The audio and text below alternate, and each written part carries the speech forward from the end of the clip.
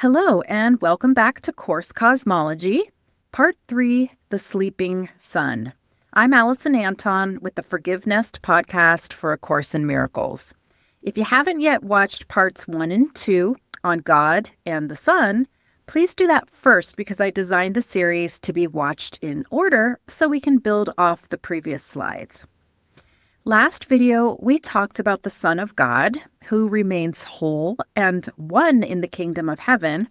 And in this video, we're still talking about the Son of God, but we're speaking directly to the aspect of our minds that have chosen to be asleep in a dream of exile from the kingdom, under the influence of a totally different thought system than our Christ identity. I wanted to follow suit from the last two videos and start us off with a Course quote that sums up the subject of this episode. We're looking at the dark side of ourselves today, but then we'll come back around in Part 4 to look at the solution to this perceived darkness. Father, your mind created all that is. Your spirit entered into it. Your love gave life to it. And would I look upon what you created as if it could be made sinful? I would not perceive such dark and fearful images.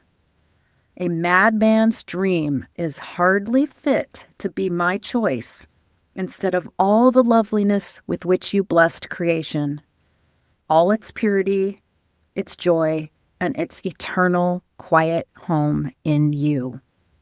The sad tale here is that we did look upon what God created as if it could be made sinful, and we did perceive such dark and fearful images.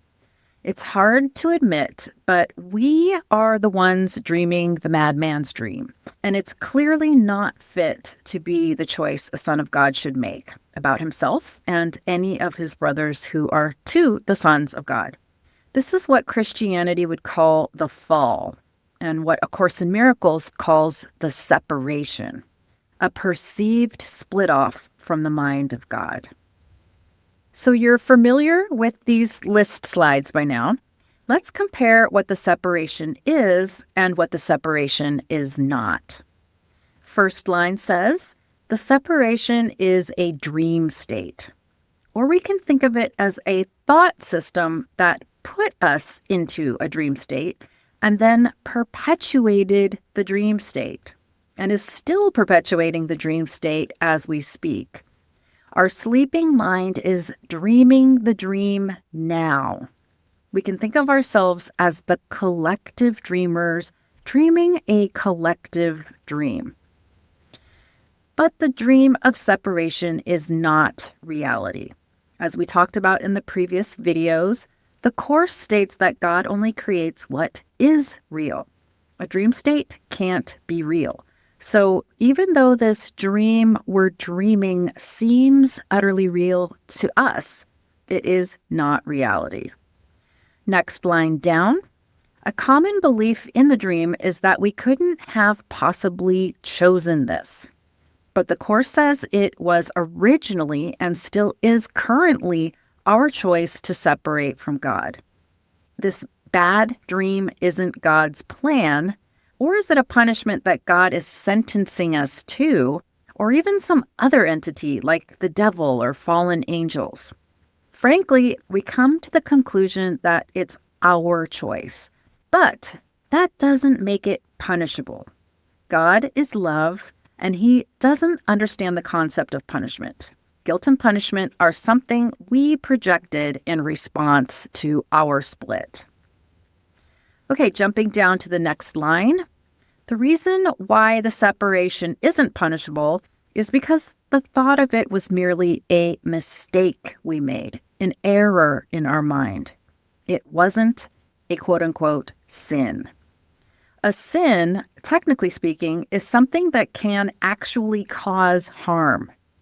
And from what we've learned so far, the kingdom and everything in it can neither cause harm or be harmed. So from the Course perspective, the decision to dream of separation doesn't call for punishment. but instead it is a call for help. A madman's dream is hardly fit to be my choice. The thought of separation isn't fit, and therefore we need help. We believe something about ourselves that isn't true, and that simply requires correction, not punishment. Next line, the dream is a projection, and therefore not an extension. We mentioned extension and how God creates in reality. He created us as an extension of love that adds to love. Extension isn't a dream state. It's how true creation works.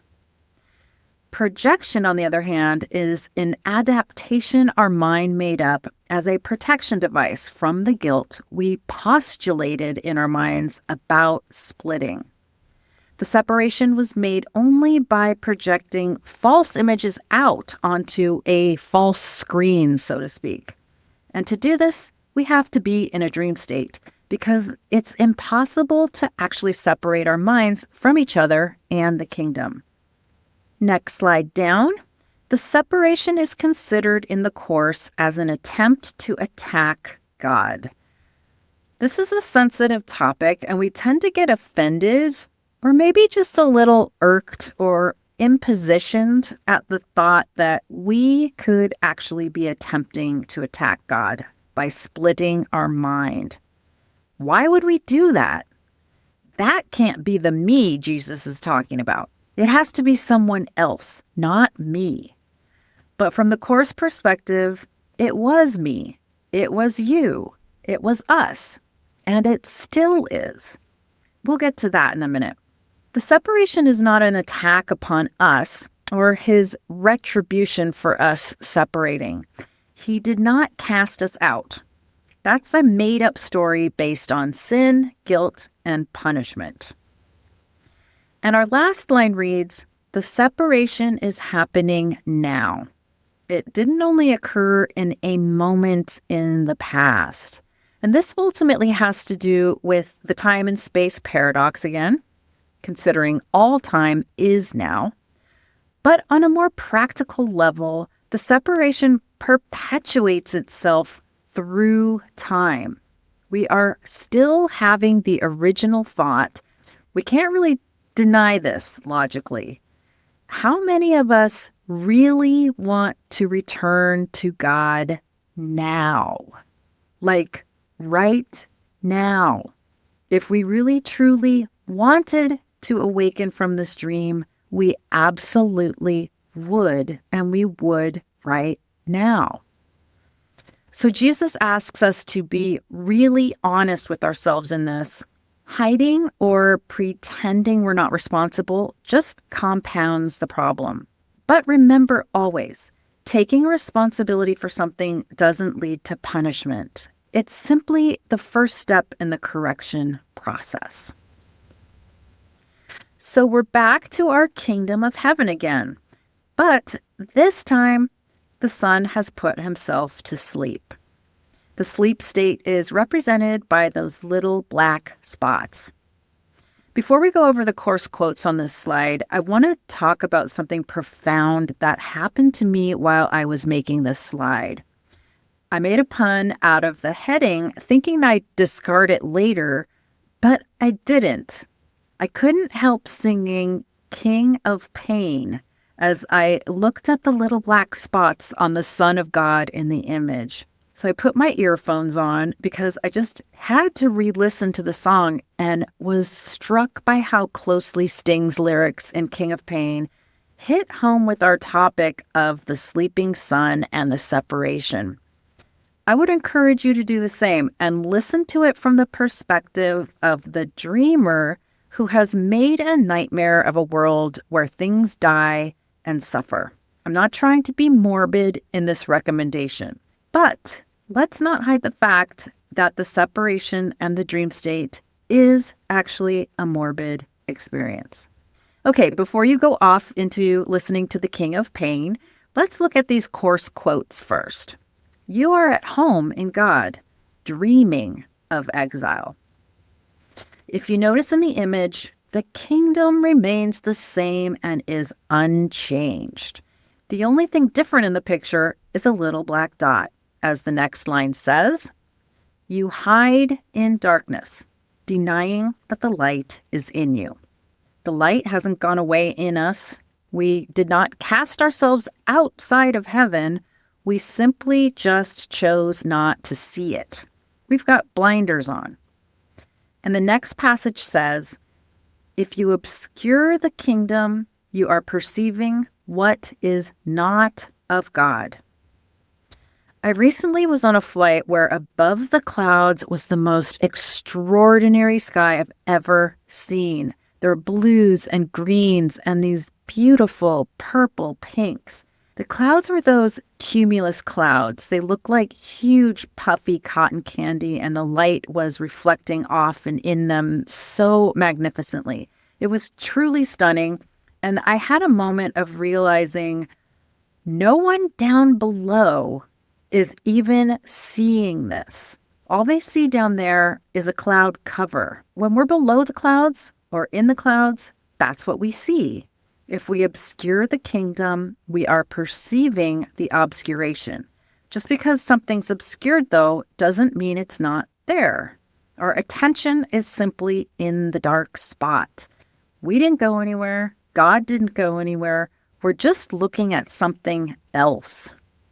And lastly, the quote-unquote attack on God made his son think he was fatherless. And I specifically included this one because the sentence goes on to say, which I didn't have room for, and out of the son's depression, he made the God of depression. I put that in there because the king of pain and the God of depression sound quite similar to me. So why did we separate in the first place? This is a question every single course student asks. Where did this mad idea come from? And how could it even be possible that we thought of such a thing? Into eternity, where all is one, there crept a tiny mad idea at which the Son of God remembered not to laugh. This quote is referred to so much in course circles. It just paints a good picture of the split as being minuscule, as nothing, but obviously ridiculous and even laughable. But instead of laughing at it, we rode with it. We kept going with it. Kind of like we're doing with AI right now.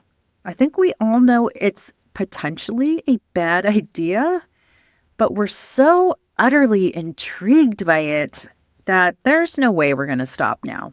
So let's quickly look at these bullet points. Why does the course say we separated?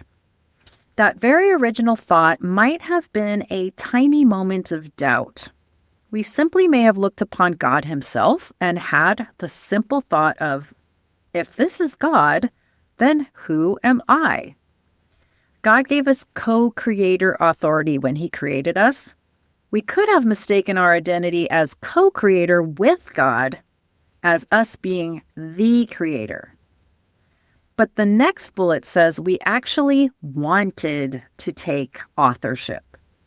So whether it started out as just a silly moment of doubt or not, Jesus says we ultimately wanted to take authorship. We wanted to be God. Jesus calls this the quote-unquote authority problem. The Course says the Son would not accept the fact that, although he was a creator, he had been created. Of course, we could only fulfill that wish by projection or dreaming it. Since we can't change the truth that we were created and we didn't create ourselves, the only way we could make that happen is by pretending it to be so. Last bullet. Another reason the Course says we tried to split our minds and make the separation real is because we wanted to be special. We wanted to feel that we were above the other sons, potentially thinking the one son could only be me. Specialness is a big topic in the Course. One of the main practices is in reminding ourselves that we are all the same. only together we are the one Son. I want to close this slide and say, in seeing the answer as to why we separated, something to think about in all of this, and something Jesus reminds us in the Course, all we have to do is take a close look at the present moment. The reason he says this is because these same thoughts are still in our mind. They're still active. We still run them. It seems preposterous to think we'd want to be above the other sons of God, doesn't it? But really, aren't we super competitive now, here, today? The idea of specialness is totally bedrock in our psyche. Anyone who chooses separation wants specialness. Specifically, we are separating, we're dividing, we're splitting from each other. That makes us seem special. If we look closely, we see it. The Course is about recognizing each of us, so don't get me wrong here, but its true focus is on recognizing each of us as the same and recognizing ourselves as what we truly are. The Course says we did not create ourselves. So as we've been talking in this and the previous videos about what's reality and what's the dream, we've looked at the will of God and that only God's will is reality. Nothing can truly happen outside of God's will. The Course's introduction states this so succinctly. Nothing real can be threatened. Nothing unreal exists. Herein lies the peace of God. The separation was not of God's will, which means he could not have let it happen. Nothing at all has happened, but that you have put yourself to sleep and dreamed a dream in which you were an alien to yourself. I'd like to close with this quick passage because it sums up the separation into what it is, an impossibility, and subtly shows us the answer to what ultimately will wake us up, our inevitable will to realign our will back with God's. This is our strength, as Jesus says here. The ego's wishes do not mean anything because the ego wishes for the impossible. You can wish for the impossible, but you can only will with God. This is the ego's weakness and your strength. In other words, thankfully, what we wished for is impossible to actually come true. And that concludes part 3 of our Course Cosmology series. Next up is the Holy Spirit, God's answer to the separation and the ego. Thanks for listening to the ForgiveNest Podcast, your place to explore ACIM topics in meditation, healing, and your special function in forgiveness. I'm Alison Anton. It was great talking to you.